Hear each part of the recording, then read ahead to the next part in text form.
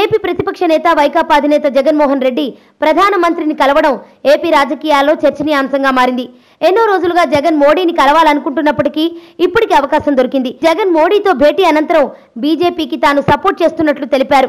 అంతేకాకుండా రాష్ట్రపతి ఎన్నికకు మా మద్దతు ఉంటుందని తెలిపారు.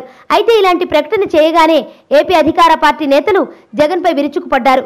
జగన్ తనపై ఉన్న కేసులను కొట్టివేయడానికే మోడీని కలిశారని అన్నారు.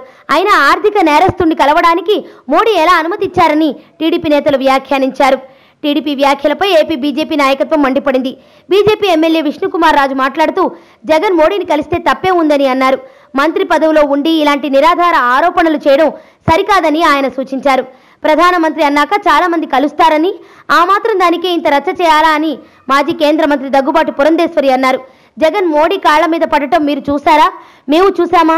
ఇలాంటి అర్థం లేని వ్యాఖ్యలు చేయడం ఏంటని ఆమె మండిపడ్డారు. ఇంకా ఎన్నికలకు 2 సంవత్సరాల సమయం ఉందని, అప్పుడే పొత్తుల గురించి మాట్లాడలేమని ఆమె వ్యాఖ్యానించారు.